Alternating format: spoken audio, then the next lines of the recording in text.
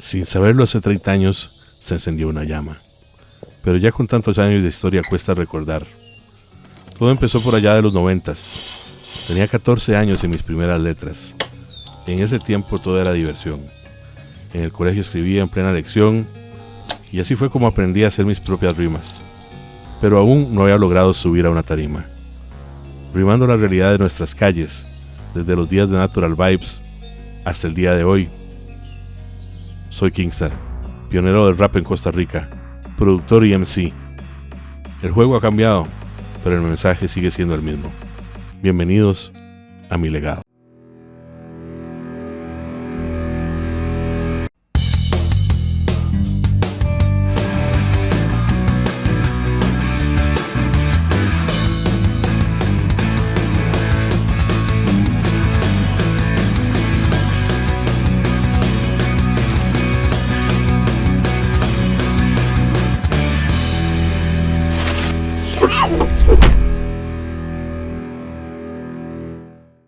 Hey amigos de Geeks and Geeks, acá como siempre su amigo Gerard Dex, muy contento grabando la nueva era de podcasts. Y es que ahora con Se Vive La, Da Verde Records y FRK Studio, vamos a empezar una serie de anécdotas, historias que van a llenarnos de mucha, diría, emoción.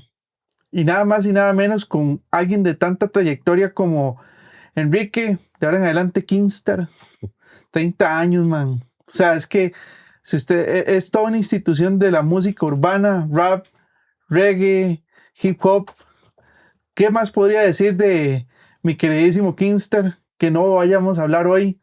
Vamos a sacar mucho de lo que deberíamos conocer de mi estimado. Y la verdad, quiero empezar agradeciéndote. Gracias por abrir esas puertas, porque solamente uno que ha sido o ha estado metido en el mundo de la música sabe lo difícil que es, y saber que vos fuiste uno de los primeros pioneros que abrió la oportunidad de que muchos otros hoy puedan ir a tiraderas de Red Bull, por ejemplo, o que se escuche la música que realmente empezó con una crítica en otras partes del mundo y que aquí se diera a conocer, no es fácil. Entonces, Kingstar, bienvenido a Geeks and Geeks, al podcast. Muchas gracias y no, realmente el placer es mío y muchas gracias de verdad por tenerme aquí de invitado este día. Pues sí, muchos años ya de estar en esto, definitivamente de muchas experiencias y vivencias acumuladas, ¿verdad? Pero todavía falta. My friend, ¿cómo empezó todo? O sea, es que yo inclusive podría decir que es un poquito más de 30 años, pero esto realmente, como bien dije, no empezó fácil. O sea, esto lleva muchos años. Esto me imagino que no fue que de la noche a la mañana digo, sí, voy a dedicarme a ser rapero, ¿verdad? ¿Cómo fue que inició todo esto? Bueno, yo creo que todo empieza, como muchas veces empiezan las cosas, con un cierto nivel de inconsciencia, ¿verdad? Okay. Creo yo que eso tiene que ver mucho, ¿verdad? Un cierto nivel de naturalidad, o sea, las cosas simplemente se van dando y te llevan a cierto punto, y ya cuando te das cuenta y sos consciente de dónde estás, pues ya la cosa cambia, ¿verdad? Pero sí, entonces todo empezó muy joven, en el colegio, cuando todavía tenía apenas 14 años, que fue más o menos en la época en la que escribí mi primera letra de rap, en vacilón al principio, ¿verdad? Por estar ahí vacilando con los compas, madre. Yo tenía dos buenos amigos en ese momento, Mario y Cristian, que era con los que pasaba en el recreo, ¿verdad? Y haciendo tonteras. Y entre esas cosas, pues empezamos a imitar al general. Oiga. Y empezamos a aprendernos las letras del general ahí, solo por el vacilón. Después a escribir nuestras propias letras, contando relatos de otros compañeros o de gente que veíamos en la calle, y una cosa llevó a la otra, ¿verdad? Obviamente los otros dos no siguieron, solo yo, pero así fue como empezó, una cuestión muy infantil en ese momento, creo yo, ¿verdad? Para ser adolescentes, pero que era parte de la forma en que pasábamos el rato y nos entreteníamos. No había internet, no había más que música, ¿verdad? En la radio, y de hacer una de las formas de de aprovechar el tiempo.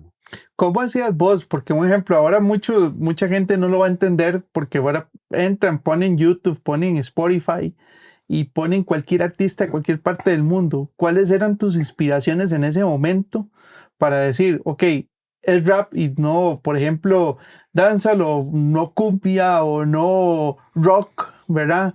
¿Por qué fue el rap tu primer acercamiento?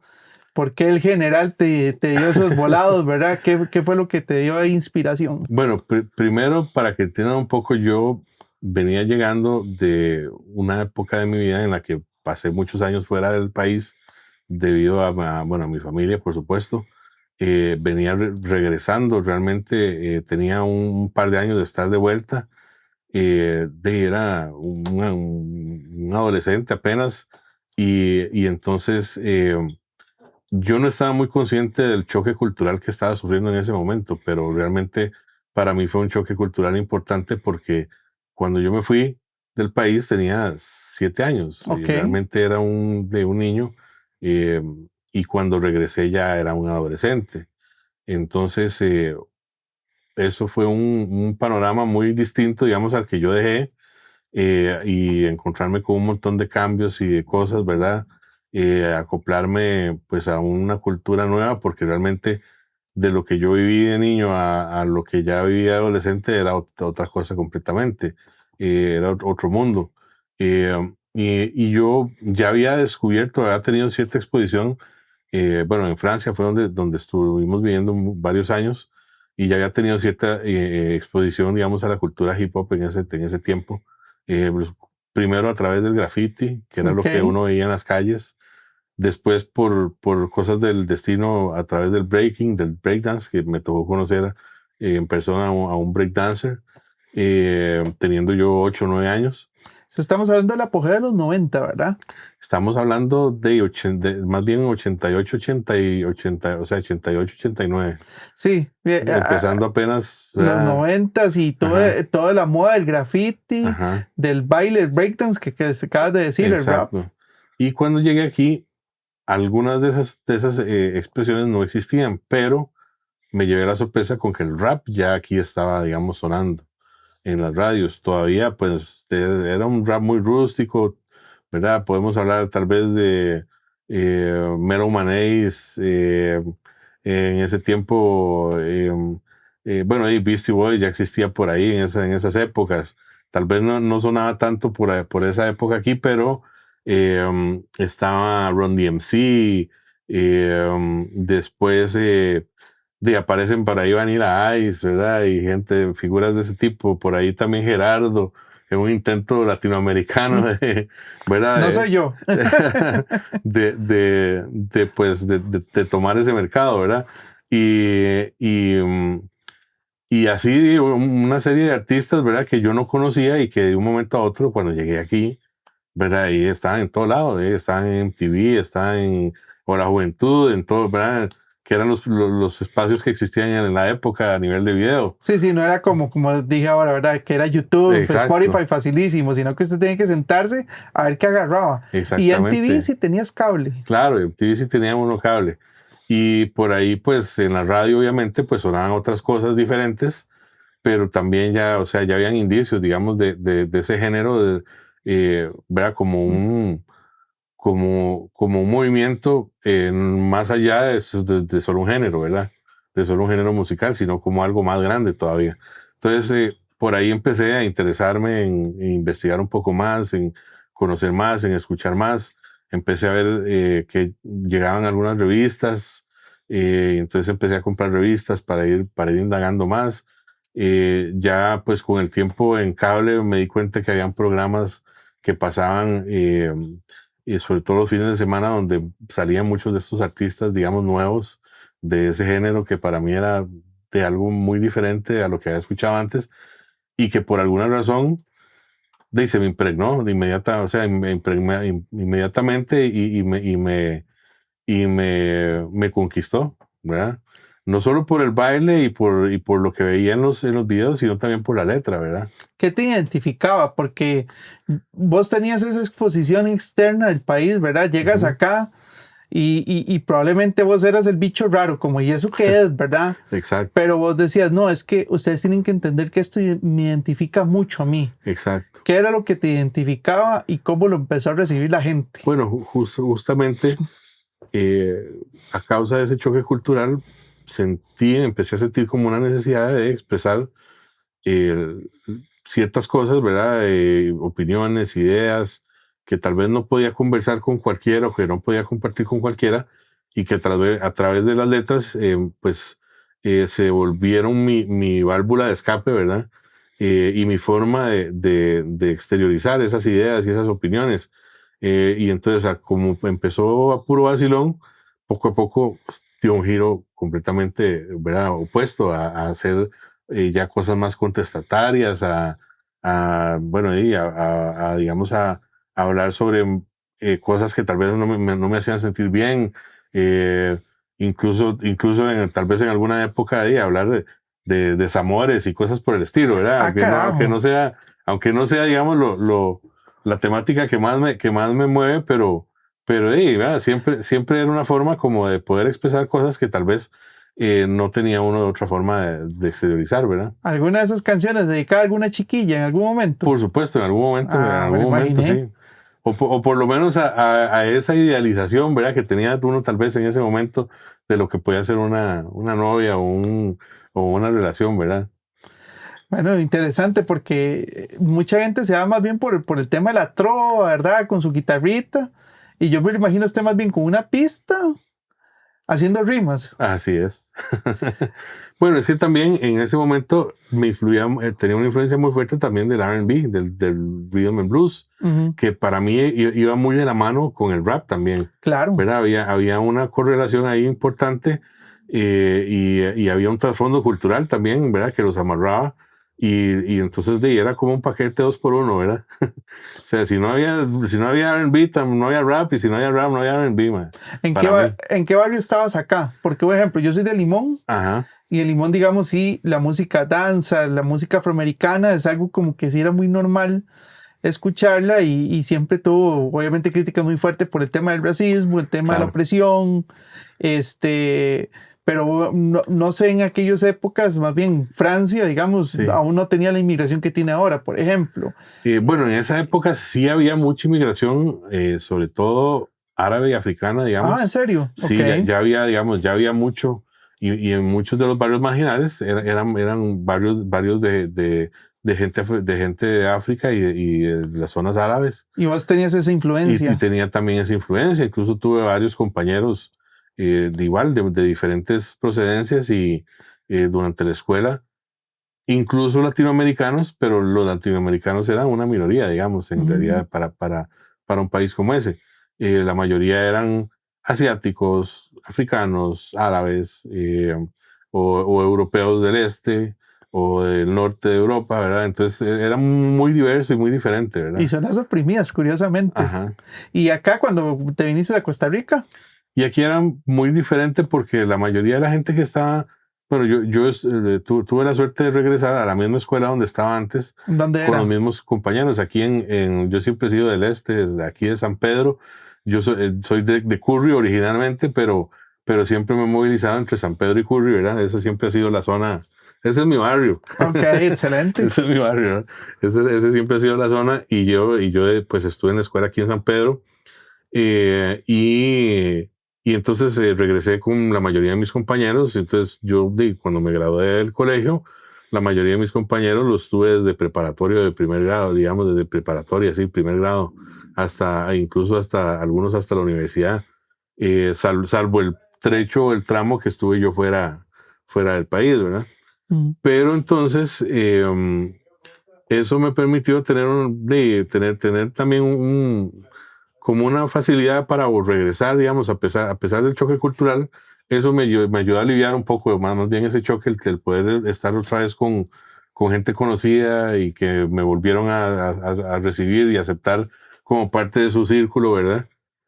Aunque, obviamente tuve que adaptarme a ciertas cosas porque, no, la dinámica social era un poco diferente. Bueno, aquí además teníamos la ventaja de que algunos eran vecinos, entonces podíamos vernos en el barrio también, fuera de la escuela. tal vez cuando estaba en Francia no era tan fácil, digamos, uno tener como amistades en el barrio porque la gente está como un poco más separada y hay como más, hay como una lejanía ahí, ¿verdad? Que no permite ese tipo de relaciones tan fácilmente, ¿verdad? ¿Te costó entonces esa adaptación, inclusive estando fuera del país, que cuando volviste a tu tierra, digamos, acá a Costa Rica, Ujú. volviste a sentir ese confort, como de, otra vez estoy con mis Sí, compas? exactamente. Esa parte, digamos, fue como la parte confortable, la parte bonita, digamos, del regreso, porque sí me volví a sentir, digamos, como en mi charco, a pesar de que habían algunas cosas que ya no calzaban como antes, ¿verdad? Que eso era lo que andaba buscando, como, ¿verdad? Como ver cómo calzaba de alguna forma. ¿Parte de tus letras traen eso? Parte de mi letra está en eso, sobre todo en el material más reciente, los materiales más recientes, porque son cosas que ya empecé como más a analizar y a, y a escrutinar, digamos, ya de adulto, digamos, y ya de viejo, ¿verdad? Entonces, y me di cuenta de muchas cosas mías y de mi forma de ser, de mi comportamiento y mi personalidad que son, que son a raíz de eso, ¿verdad? ¿Cuál fue el choque más fuerte en ese momento y que usted dice, esto marcó mucho quién soy yo hoy como artista en toda esta situación que me estás contando? Bueno, justamente la exposición que tuve fuera a otros estilos de arte, a otros estilos de vida también, a compartir con gente de otras nacionalidades, con otras procedencias, ¿verdad? Con otras costumbres completamente distintas y que eran parte del día a día, o sea, del día a día, que eran compañeros de escuela, perdón, y poder estar en una ciudad donde convergían pues tantas culturas y tantos tipos de expresión, digamos, artísticas, tanto desde danza, música, pintura, literatura, lo que sea, ¿verdad? Porque Ujú. realmente eso es una de las cosas, yo creo que diferencia mucho a un país como Francia, Ok. ¿verdad? Y a una ciudad como París, que es una ciudad cosmopolita y una ciudad grande realmente, de un país como Costa Rica y de una ciudad como San José, porque te vas a encontrar un montón de cosas que aquí no te vas a encontrar, ¿verdad? Que es muy difícil de encontrarte y que proceden de los rincones más inauditos del mundo, ¿verdad? Y ahí están, ¿verdad? Y uno está expuesto a eso y lo ve, lo aprende, lo asume y, y eso pues sí, obviamente deja una huella, ¿verdad? Deja una huella. En este caso, para mí, que considero que muy positiva, ¿verdad? Porque sí me abrió mucho los ojos y la mente a cosas muy diversas y muy distintas, ¿verdad?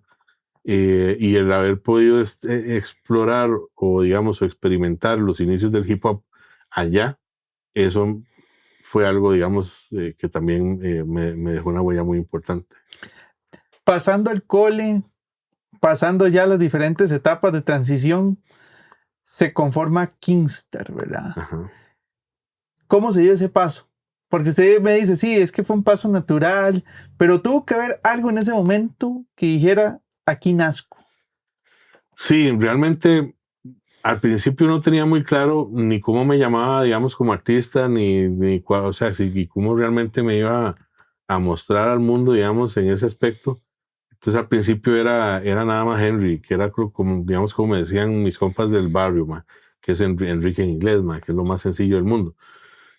O si no, después como Castillo, que es mi apellido, y entonces que ese fue mi primer, digamos, bajo el nombre eh, eh, eh, fue el nombre bajo el que salió mi primer disco. Oiga, eh, y, y que también, bueno, digamos, a mí también lo de Castillo me recordaba uno de los personajes de Miami Vice, el Teniente Castillo. sí, Entonces, cosas de estos por ahí, digamos, había mantenido ese nombre. Lo que pasa es que de Castillo habían digamos, varios personajes o apellidos, digamos, eh, comunes como Castillo, digamos, podía pasar como genérico, por así decirlo. No, Ajá, no, no había identidad que lo remarcara. exactamente. Entonces sentía que algo hacía falta. Ujú. Y yo había empezado mi primera productora, había bautizado mi primera productora como Kingstar Entertainment. No, hombre. Kingstar,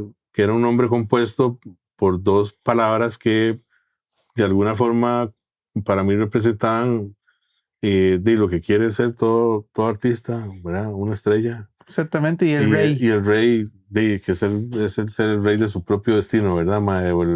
Entonces esa combinación, digamos, fue lo que yo vi a la productora. Y después cuando ya empecé a trabajar como DJ y digamos, y a tener como, pues, como eh, una diversificación, digamos, de mi actividad Ujú. artística, entonces dije, necesito hacer algo, cambiar esto, algo que me defina más en ambas áreas, digamos, tanto como artista, como MC, como la parte de DJ y productor, digamos, no solo de música, sino también productor de eventos y otras cosas. Entonces, en una de tantas, dije, "Oye, voy a usar el nombre de la compañía y voy a ponerme DJ Kingstar". Entonces, así fue como empecé, digamos, a usar el nombre. Después le quité el DJ para no encasillarlo solo en la parte de DJ, ¿verdad? Ujú. Pero por ahí fue como nació ese nombre. Ok, bueno, interesante, porque en algún momento hubiera quedado como Castillo Casted, no sé, y ahora que terminó como Kingstar, entonces es algo bastante curioso. Lamentablemente en Costa Rica no se puede vivir de la música, o yo no sé, más bien quiero que me contes eso, porque inclusive ahora, digamos que ahora la gente tiene más oportunidades, gracias a un Sí, ejemplo sí. al estudio que vos tenés hoy, ¿verdad? FBRK Studio, que busca motivar lo que tal vez ni usted ni muchos artistas tuvieron en su momento. O sea, yo no me imagino usted cuando tenía Kingstar Productions, un estudio y que tuvieras el montón de apoyo que ahora por dicha existe un poco más con Daver de Records y toda la cuestión. Eh, o sea, ¿cómo le tocó sobrevivir? Porque si usted me dice que fue 100% la música, No, qué no. titán, ¿verdad? No, no, bueno, por una razón, bueno, siempre en mi casa me exigieron estudiar. Ok, Y bueno, yo ingresé, bueno, de entre mis locuras al principio entré a la UCR a estudiar físico-matemática. no, hombre. Yo según yo iba a ser el próximo Franklin Chang, iba a ser astrofísico, mae. Hoy, Ese era mi área de interés en aquellos tiempos. se Claro, imagina. rápidamente, y justamente como fue en esos primer año de la U, fue cuando me tiré a hacer música, me di cuenta que no, ¿verdad? Que definitivamente no era el rumbo que tenía que tomar. Entonces, ya después de estar en la UCR, me pasé a estudiar eh, publicidad y diseño gráfico, y entonces por ahí empecé a hacer mi carrera de publicista y diseñador, eh, que al inicio pues iba muy bien. Trabajé en agencias, hasta que bueno, tuve ya unas malas experiencias laborales y dije, no, ya no quiero trabajar para nadie más, quiero trabajar para mí.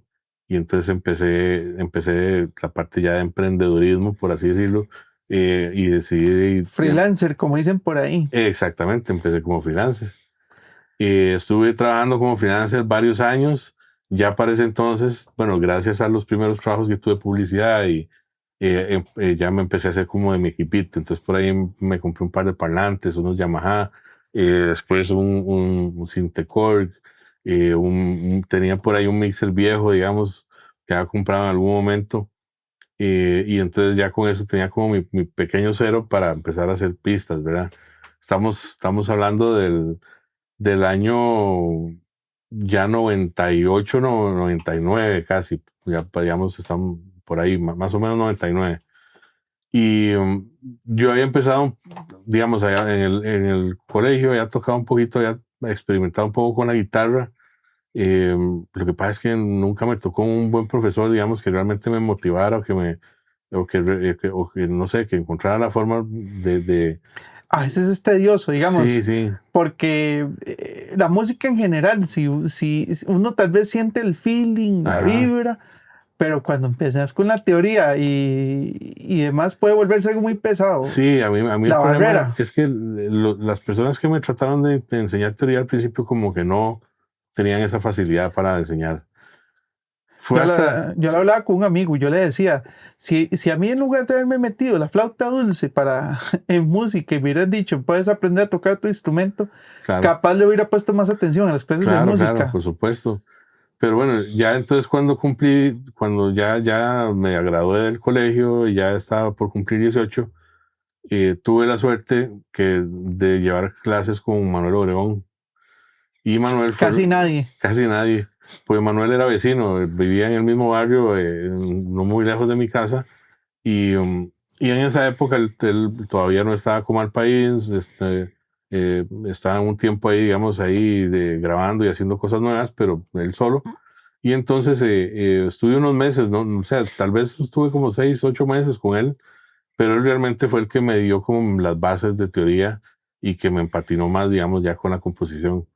Y a partir de ahí, entonces empecé ya a trabajar más mi música, a componer ya mis primeras canciones, mis primeros beats, digamos. eh, y eso se reflejó en las primeras producciones que hice con mi primer grupo, con Natural Vibes, que salió en el 97. Fue gracias a este aporte, digamos, de Manuel en mi formación musical, porque yo realmente la mayoría ha sido empírico. Ya después me topé con otros profesores muy buenos que me han ayudado a ir cerrando como esos huecos, ¿verdad? Que estaban ahí en el aire, ¿verdad? Que para ir como mejorando un poco más ese aspecto de la teoría y manejando más esa información musical. Pero ese fue digamos, como mi inicio. Eso porque me estás hablando de la gente que te inspira. Ajá. Pero bueno, yo no sé si a vos te pasó igual que a muchos. ¿Y quién te rompía los sueños? Algunos dicen que son los tatas, algunos dicen que fue un tío, algunos dicen que fue inclusive otro músico. A vos, quién te rompía? ¿Quién decía usted, puchica? Si hoy lo tuviera de frente y supiera la clase de artista que hoy soy hoy, le digo, ¿ves? Yo sí iba a llegar a ser alguien. Yo, en realidad, en mi casa no, porque en mi casa siempre me apoyaron bastante, aunque nunca, digamos, en mi casa no hay músicos. En mi casa todos son científicos sociales, o sea, todos son sociólogos, antropólogos, o digamos, mi tata que es abogado, bueno, fue abogado penal, ya ahora es ya pensionado, pero mi hermana también se fue por las ciencias sociales, entonces, todos se fueron por ese lado. Y yo fui el único que me fui por el lado de las artes, pero con buena influencia. O sea, al final sí fue por gran parte por influencia familiar, porque mi tata, cuando cuando estábamos en Francia, el horario escolar en Francia era lunes, martes, miércoles libres, jueves, viernes y sábado en la mañana. Y normalmente el horario era de 8:30 de la mañana a 5 de la tarde. Y los sábados de 8:30 a mediodía. Entonces mi tata siempre se dio a la tarea de llevarme los miércoles y los sábados, pero principalmente los miércoles, a visitar un museo. Y entonces él mismo se ponía a estudiar libros de arte para poder, digamos, transmitirme un poco el conocimiento y poder hablarme, digamos, con más profundidad de ciertos estilos, ¿verdad? Y de ciertos artistas que uno veía en los museos. Y una cosa que tiene de París es museos para tirar para arriba, ¿verdad? Que eso es otra de las cosas, digamos, que también influenciaron mucho en mi formación artística, ¿verdad? No solo a nivel musical, sino también en la parte de diseño y todo eso. Que siempre tuve esa exposición al arte durante los 4 años que estuve ahí, constante, ¿verdad? Todos los días, todas las semanas, todos los días, todas las semanas, los miércoles yendo a eso, incluso a veces los sábados también. Otra de las cosas que hacíamos mucho juntos era ir al cine después de ir a un museo. Entonces yo, por supuesto, soy consumidor de cine, ¿verdad? A la máxima potencia. Bueno, eso está interesante. ¿Y cuál fue el primer golpe de realidad? Cuando estuviste aquí en Costa Rica, ya obviamente más con música, digamos, a pesar de empírica, ya tenías tus bases y demás, y vos te diste cuenta que esto no estaba siendo fácil y que te dijeron, bueno, papito, usted aquí no se va a mover mucho, ¿Cuál fue ese primer golpe? Yo creo que todos nos llevamos ese golpe bastante rápido, mae, porque uno yo creo que entra con sí, porque me lo has contado fuerza. muy fácil, o sea, yo Sí, dije, sí. va en patineta. No, pero siempre, digamos, el principio es cuando más cuesta, porque, bueno, nosotros tuvimos la suerte de que grabamos una canción y la canción pegó, mae. Pero ¿qué pasó después, mae? Nosotros habíamos pagado, bueno, yo fui el que financié la grabación. Bueno, en realidad yo financié a través de mi mamá. Mi mamá fue la que puso el huevo, como dicen. Mami Productions. Exacto, Mami Productions. Mi mamá fue la que me prestó la plata para hacer la primera grabación, el primer tema. Y después de eso, entonces, de ahí se acabó el patrocinio. O sea, grabamos una canción y ya. ¿Y ahora qué? ¿Verdad? Entonces ya nos dimos cuenta de ahí, de lo difícil que era.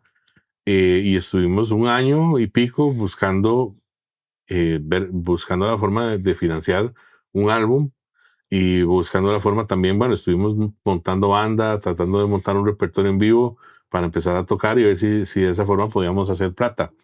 Al final nunca logramos terminar de montar la banda ni de montar el repertorio, pero sí logramos firmar un contrato con una disquera en ese momento que se llamaba Marsol Records. Marsol tenía también en su catálogo a Bernardo Quesada y a Pato Barraza. Casi nada. Casi nada. Con sus primeras producciones solistas, ¿verdad? Entonces nosotros empezamos a trabajar con ellos, pero nos dimos cuenta también que no era tan fácil, porque nos daban una sesión cada 2 meses, y entonces iba el proceso lentísimo, duramos 2 años y pico en terminar el disco.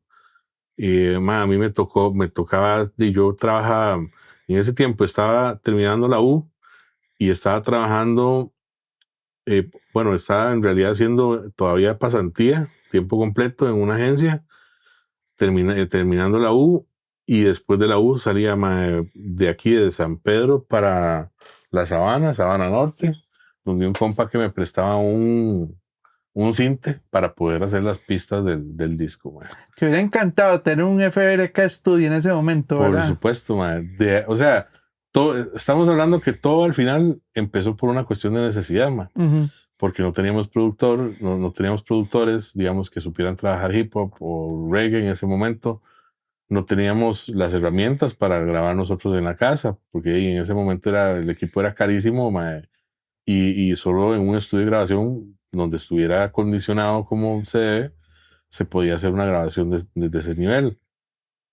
Y tercero, la cantidad de plata que eso requería era una suma exorbitante, ¿verdad? Que ninguno, ni siquiera los tres trabajando tiempo completo íbamos a poder cubrir, ¿verdad? Entonces, eso fue una, digamos, una gran oportunidad que apareciera la disquera, pero las condiciones al final de trabajo y la forma en que se dio pues todo el desarrollo no estábamos satisfechos. En el mundo de la música, así como en el música urbana específicamente, siempre ha existido riñas. Siempre. Sí. Exactamente. En Estados Unidos siempre has escuchado riñas entre X artista con tal otro artista. Es difícil. ¿A vos se tocó? Sí, por supuesto, ma. Es ¿En difícil, serio? o sea, es difícil porque siempre hay un elemento de ego, ¿verdad? Wow. Más cuando uno está en grupo, siempre hay gente que quiere hacer de esto, el otro quiere hacer lo otro y uno quiere hacer otra cosa. Y es muy difícil a veces llegar a un consenso, dependiendo de cuántos integrantes son, ¿verdad? Además, cuando hay un líder o una persona que es la que toma las decisiones es diferente, o cuando es uno solo, ¿verdad? Pero cuando somos varios, las cosas cambian, la dinámica es más complicada.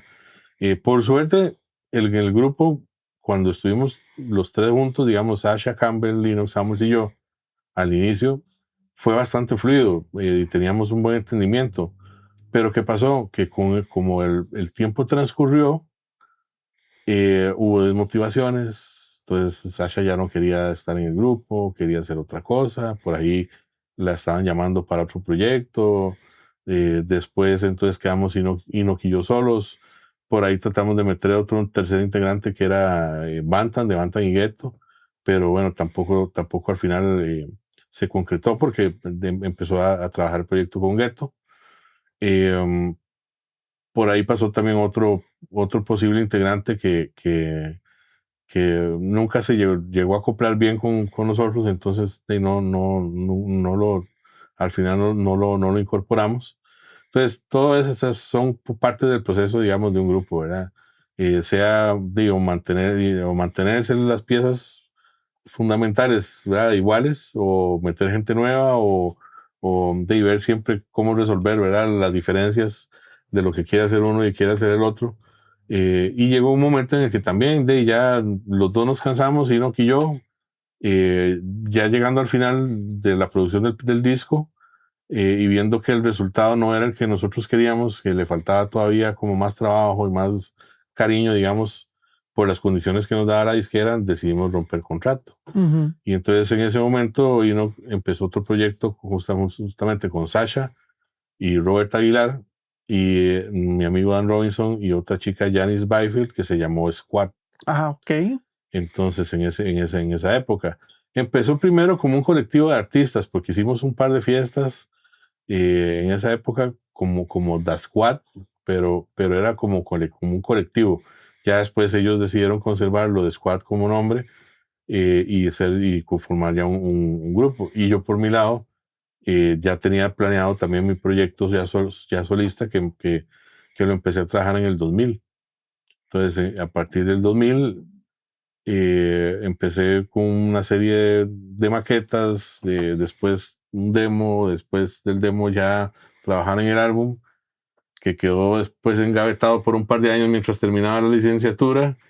Y bueno, en ese interín salieron algunas oportunidades. Una productora me ofreció producirme, pero al final, como, no sé, No las hubo feeling, condiciones no hubo magia. no hubo magia, y las condiciones del contrato no me gustaban mucho, digamos.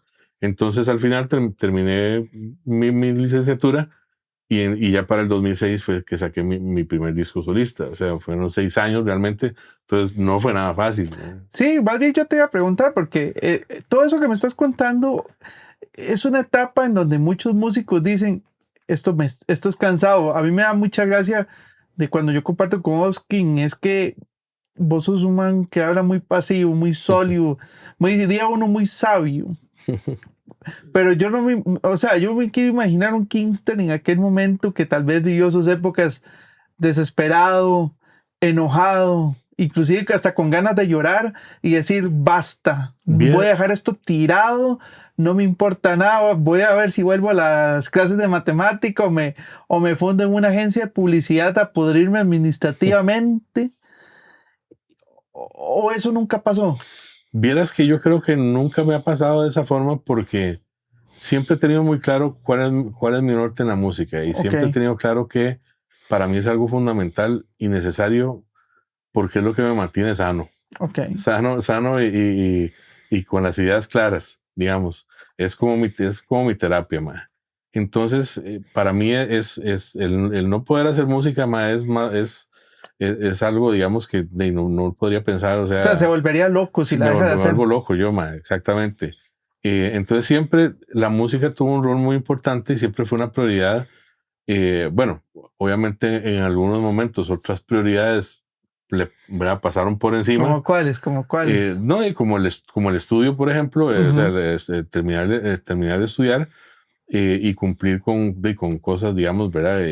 Con compromisos, digamos, de ese tipo, porque realmente era un compromiso que tenía con mi familia, ¿verdad? O sea, yo no iba a dejar la universidad tirada, porque era parte de lo que habíamos acordado. A usted lo apoyamos en lo que usted quiera hacer, pero primero estudie, termine sus estudios y después hace lo que le da la gana. Incluso si se quiere dedicar a eso o no se quiere dedicar a eso, ya eso es asunto suyo. Entonces, ¿verdad? Y bueno, y siempre vieron que, digamos, yo la música la tomaba muy en serio, que siempre fui ordenado con mis cosas, ¿verdad? Y que siempre le dediqué mucho tiempo, digamos, a eso. Y no era algo, digamos, que hacía así solo por, ¿verdad? Que cuando se me ocurría y cuando ya, sino que era algo que realmente, o sea, que me apasionaba. Entonces, eso siempre lo entendieron. Y por eso siempre me dieron mucha libertad con eso, ¿verdad? Pero siempre y cuando cumpliera con las otras cosas. Y entonces, incluso como vieron que que también trabajaba y que hacía mi pasantía y que esto y lo otro, y sí, y no nos vamos a poner, si está haciendo lo que tiene que hacer, no nos vamos a poner a lo otro, ¿verdad? Pero obviamente siempre hay tal vez momentos de frustración en los que uno quiere que las cosas avancen un poco más rápido. ¿Qué momento lo hizo así? Frustrarse, llorar, que usted dijera, manjera, si ese punto me quebró.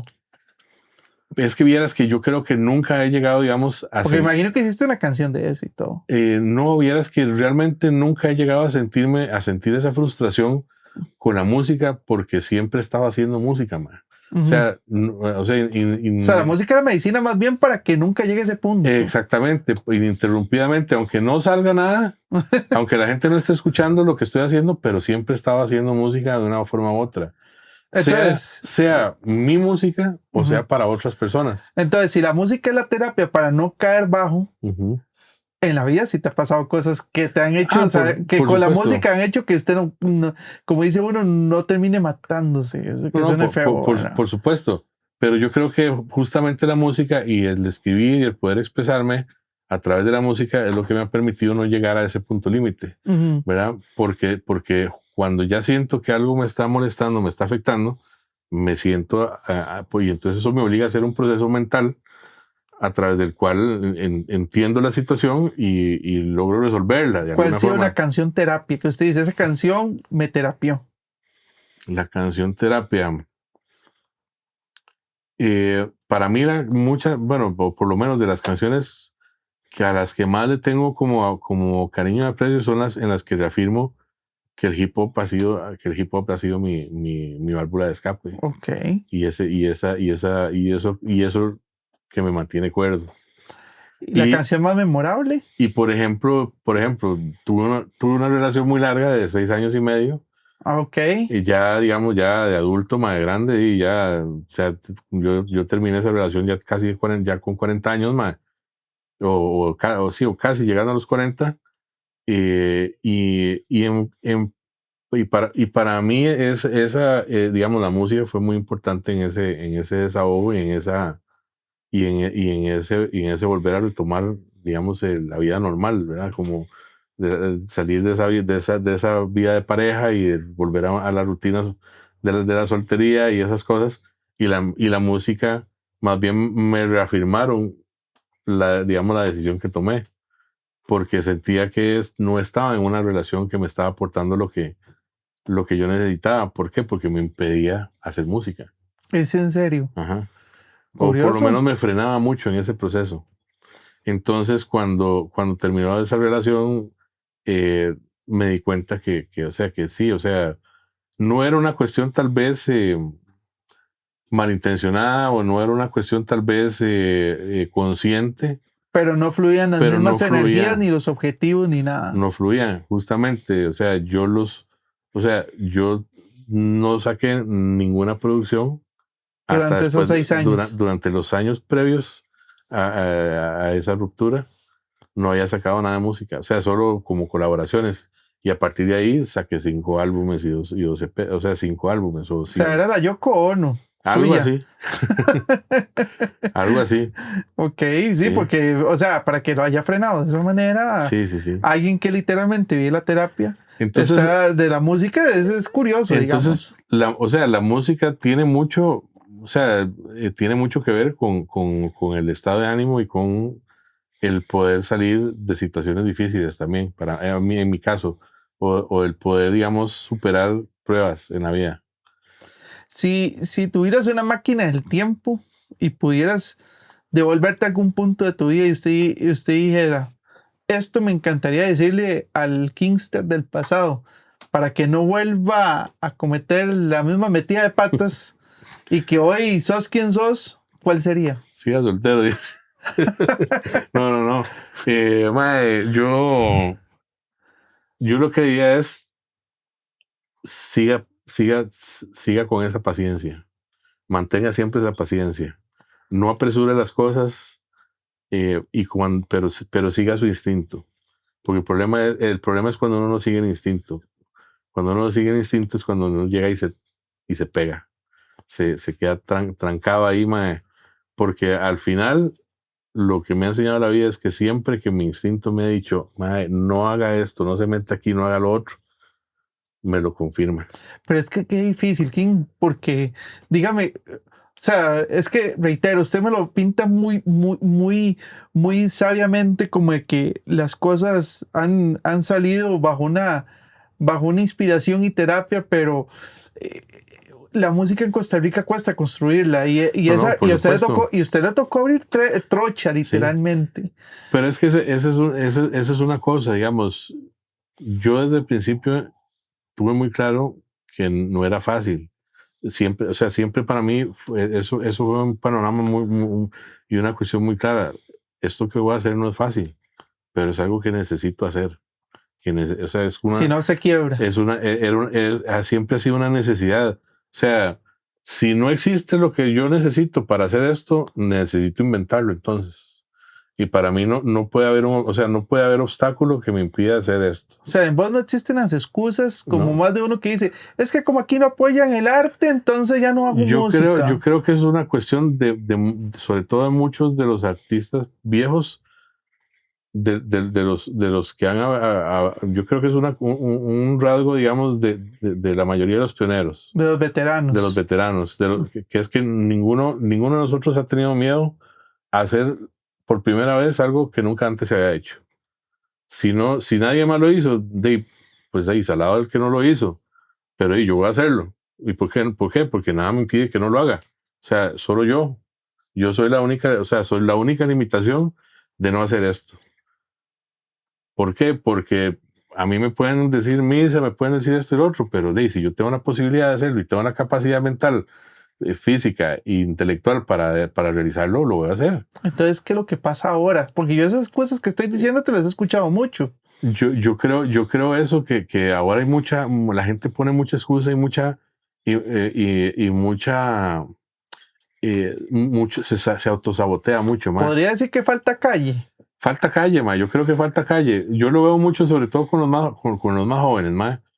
Todos vienen, ma, y quieren las cosas en bandeja de plata, como si fuera así nomás, ¿verdad?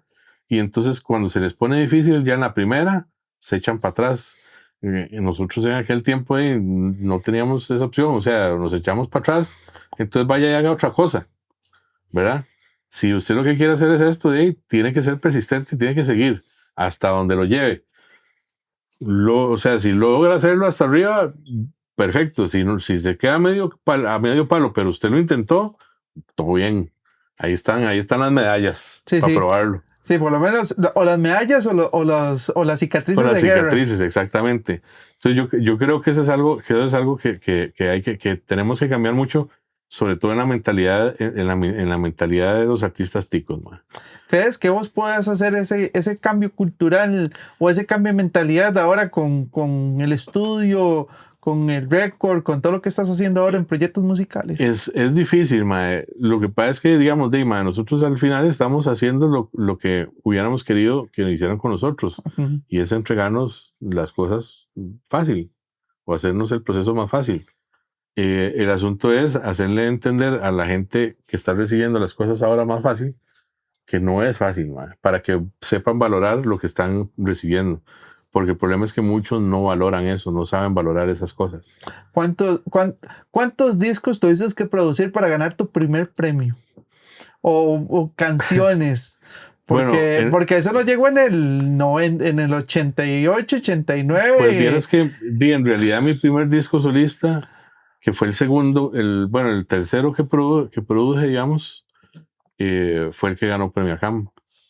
Por primera vez en esa categoría de no fue la canción con Mami Productions. No, okay. No fue la canción con Mami Productions. No, esa canción tuvimos la suerte de que entró a los primeros, digamos, a los primeros puestos de las listas de popularidad en 103, en Radio 1, en todas las radios juveniles de ese momento. Sí, las top. Ajá, sin nosotros tener, o sea, de un 5 de presupuesto de promoción. Y porque a la gente le gustó y era justamente porque era algo innovador en ese momento, era algo diferente, era un género que no se había trabajado antes aquí, o que, digamos, los que estaban más cercanos a nosotros eran Ragabay Roots, y que Ragabay Roots también fue un fenómeno fue un fenómeno por su propio mérito, man. Y que también lo hicieron con muy escasos recursos, aunque sí tuvieron ayuda digamos, de una discográfica que no tuvimos nosotros en ese momento, y nosotros con una canción logramos llegar, o sea, a estar muy cerca de los puestos en los que ellos estaban, ¿verdad? El problema era no tener esa continuidad, ¿verdad? No tener un álbum que respaldara la canción y una disquera que nos promoviera y que nos llevara a tocar a todo lado, man. ¿Cuáles son los futuros proyectos que tiene Kingster para construir los secretos que nos esperan de sus nuevas producciones y demás? Bueno, yo creo que una de las cosas en las que nos hemos concentrado mucho en los últimos años después de la pandemia es en generar industria, man. ¿Por qué? Porque justamente eso es lo que no hemos logrado hacer hasta el momento. No O sea, hemos más que logrado, artista, lo voy a ver más como productor. o sea, yo estoy comprometido a seguir haciendo mi música y a seguir, digamos, incrementando mi colección personal de discos, ¿verdad? de mi música, de mi proyecto, en paralelo a todo eso. Porque eso fue parte de que cuando dije, a partir de aquí, ¿verdad? Que vuelvo a retomar esto, no lo puedo volver a dejar. Entonces es una prioridad eso, y es parte de las prioridades del sello también. Al igual con Leo y con otros artistas que tenemos aquí in-house, digamos. Muy al estilo Dr. Drew, entonces. Ajá, Así. exactamente. Ajá. Pero sí, lo que yo creo que tenemos muy claro es que sin industria no vamos a lograr ir muy lejos, porque necesitamos de un ecosistema donde estén productores, managers, plomos, sonidistas, medios de comunicación, compañías de producción audiovisual, o sea, todos los actores de la industria tienen que estar trabajando en conjunto para que podamos generar industria, man.